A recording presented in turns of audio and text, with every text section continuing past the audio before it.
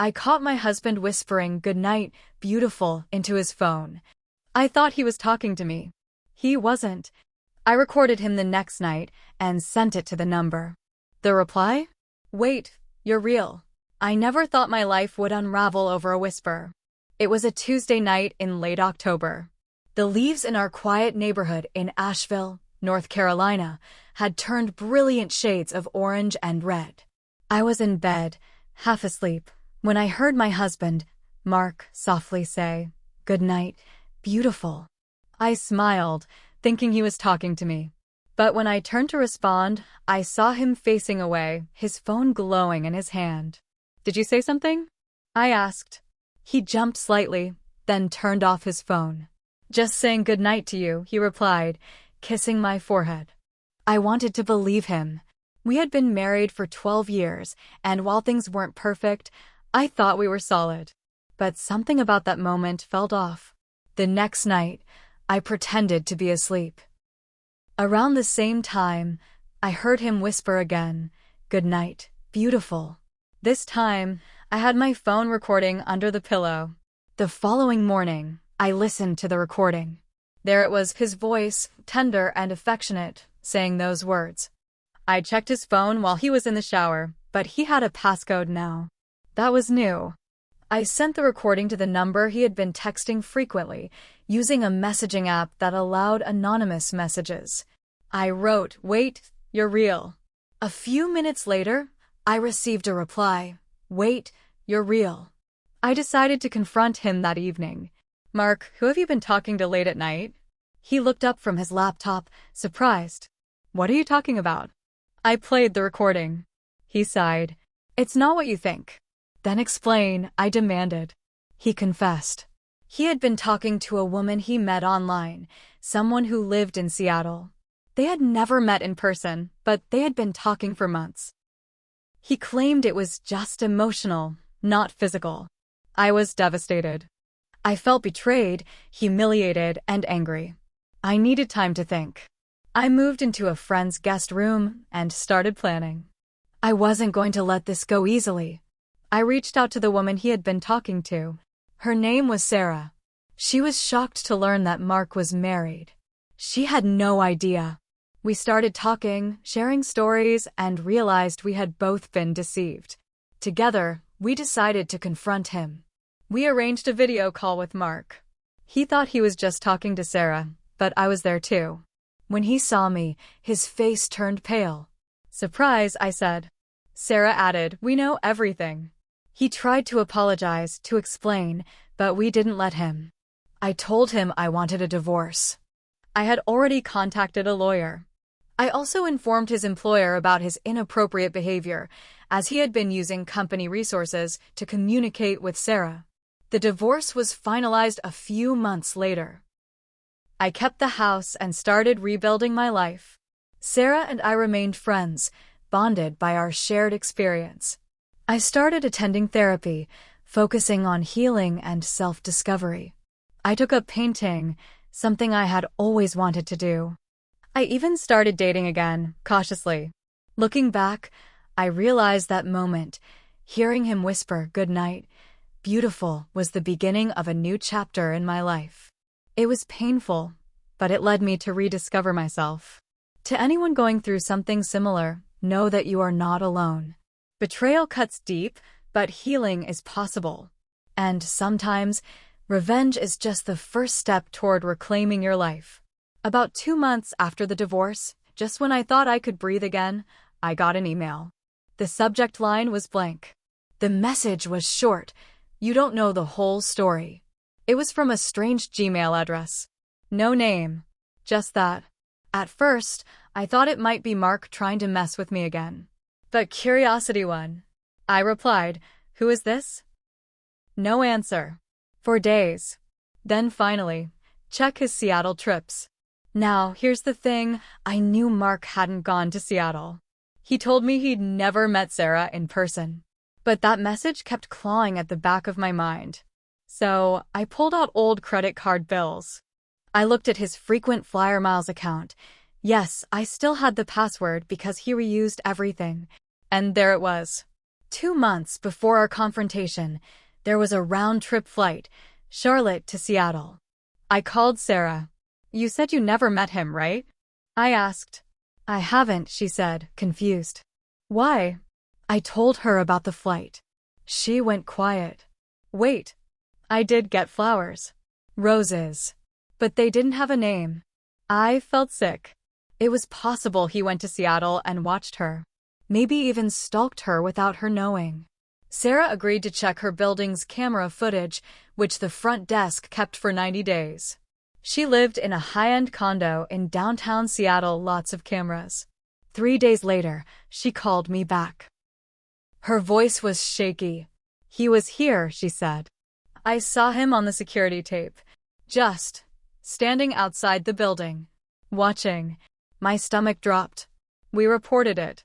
The police said there wasn't much they could do since no crime had technically been committed, but they made a report.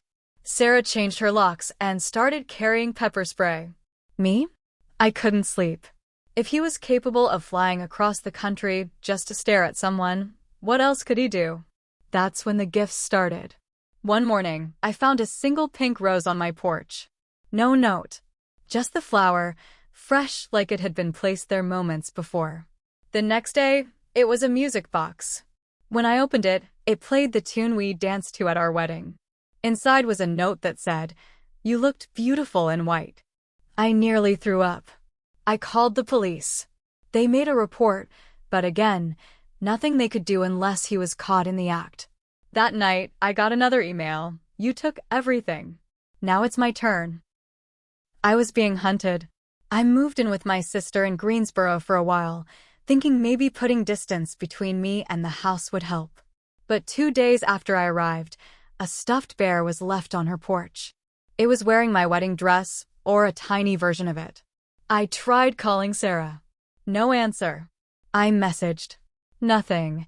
A whole day went by. Then I got a text from her number. "I'm done. Don't contact me again." But it didn't sound like her. Not at all. I knew something was wrong. I called her work. She hadn't shown up. I contacted the building. They said she hadn't used her keycard in 24 hours.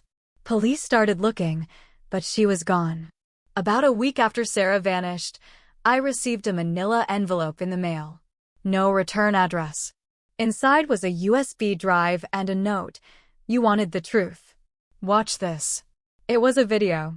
Mark, standing in what looked like a cabin.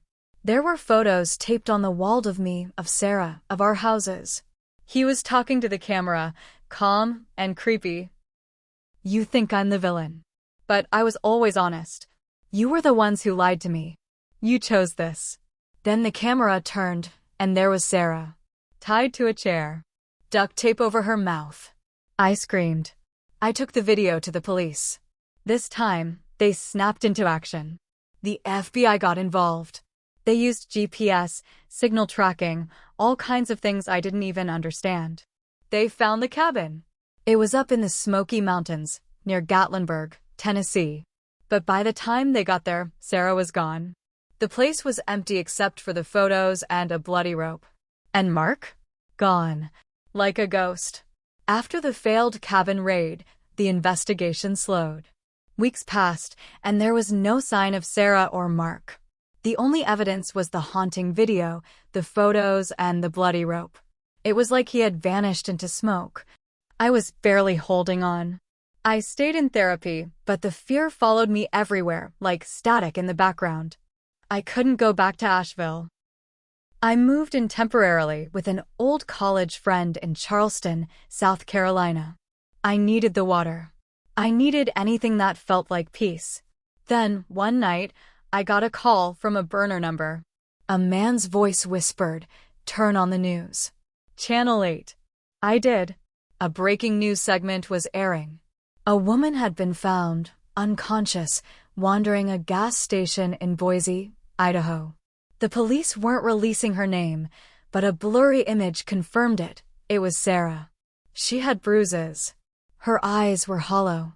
She was alive. But she wasn't the same. I flew out to see her the moment the hospital allowed visitors. She barely spoke at first. Her hands trembled constantly. It took a few days before she could sit up without shaking. Then she told me everything. Mark hadn't been working alone. He had a brother, Daniel. They looked nothing alike. That's why no one ever suspected. Daniel was the one who'd brought Sarah to the cabin. Mark had done the grooming, the emotional setup, but Daniel handled the physical stuff. The whole thing had been part of a twisted plan. Mark believed he could build a better family by breaking down the people he loved and rebuilding them. Like sculpting from clay, Sarah whispered. I felt sick all over again. Sarah revealed one more thing that made my blood run cold. It wasn't just Daniel, she said. There were others. They called themselves the Craftsmen. At first, I thought it was nonsense, like something out of a bad movie. But she was serious. They were a small, hidden network, men and a few women, who believed love could be engineered by breaking people down emotionally, mentally, even physically, then rebuilding them to be the perfect partner. It was like a dark Reddit group that went off the rails, but real. Mark had been one of their earliest members. Sarah wasn't the only one. There had been others. Not all of them survived. About a month after Sarah was found, a detective I'd been in touch with called me. He asked me to come to the station. We found something in an old craftsman meeting site, he said. It was in an abandoned lodge outside of Asheville, one I'd driven past dozens of times. They found files on several women. Notes, photos, surveillance logs. Mine was the thickest. He had documented everything about me. My routines. My favorite songs. How I parted my hair. The way I folded laundry. There were notes going back 5 years. I had been a project. Then came the break we needed. Daniel slipped up. He used a fake ID to buy medicine at a small-town pharmacy in Arkansas. The clerk recognized him from the news and called the cops. He was arrested without incident, but he smiled the whole time. That creepy, smug grin. They interrogated him for days. He wouldn't break. But then, just when it looked hopeless, he asked for me. He wanted to speak to me. The FBI warned me. This is dangerous. He could be trying to manipulate you. But I agreed. I sat across from Daniel, behind a thick wall of glass. He was calm. His hair was slicked back, like he was going to church. Why me? I asked. He tilted his head. Because you were strong. And he loved the challenge. Where's Mark? He smiled wider. Where you'll never find him. Is Sarah safe? For now. I stood to leave. That's it, he said. Don't you want to know what he left you? I froze. He said you'd come here. He said you'd ask. He slid a folded piece of paper under the partition. It had coordinates on it. GPS coordinates. You'll find the rest of the story there. I sat in the parking lot for hours, just staring at the paper Daniel had given me. The GPS coordinates pointed to a location in northern Utah, near a small town called Nephi. Middle of nowhere.